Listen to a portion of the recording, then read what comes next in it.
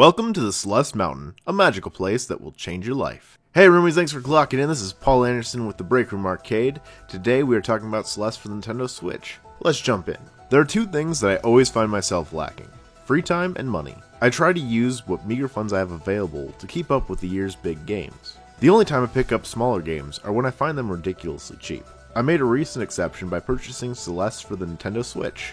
Also available on PlayStation 4, Xbox One, PC, Linux, and Mac. There were two major selling points for me. The first being the story. I love good storytelling. I heard the story dealt with heavy themes, and the only thing I love more than good storytelling is thought-provoking themes. The second selling point was the game's 4 assist mode features that can be used to curb the difficulty.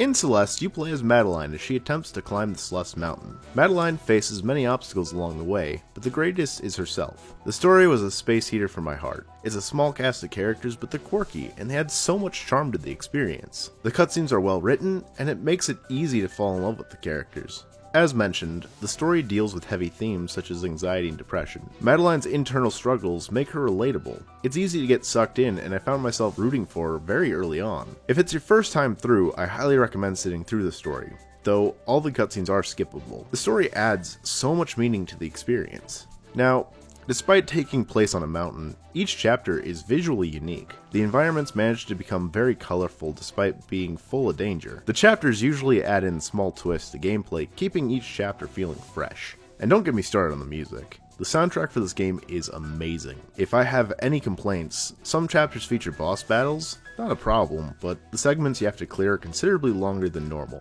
which can keep you stuck in certain places longer than usual. The controls are simple: stick to move, B to jump, Y to dash, and RZ to hold onto walls. The chapters are divided into smaller segments. If you die, you start back at the beginning of the segment until you complete it. The segments are typically short, and the game never punishes you for dying. In fact, it encourages it. A loading screen boasts, "Be proud of your death count. The more you die, the more you're learning.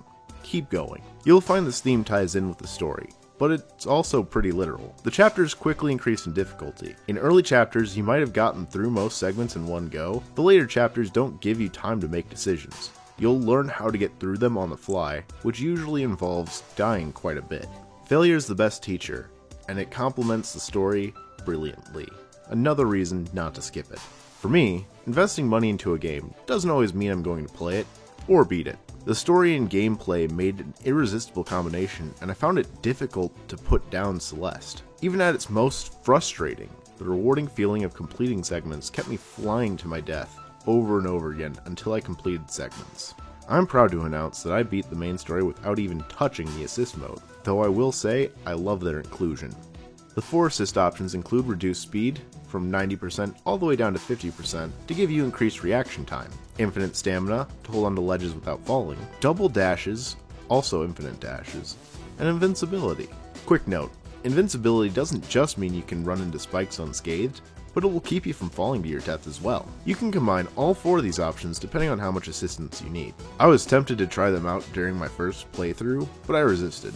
I recommend trying the game without them first, but please, use them if the difficulty is ruining your enjoyment. Now I'm not a completionist, but I am more likely to go back and try and collect everything using these assist features. Challenge is fun for progression, but it personally takes the enjoyment out of exploration for me. The chapters also contain hidden B-side tracks that are increased difficulty chapter remixes. I only found one of these my first time through, and I couldn't get past the second segment of it, so I might be turning on the assist modes for that. Hashtag no shame.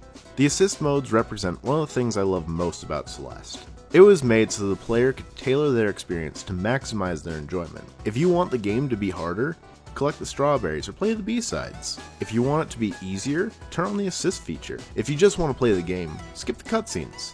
If you want a speedrun, you can turn on a speedrunning clock. I personally believe this game can be enjoyed by anyone and everyone, and should be.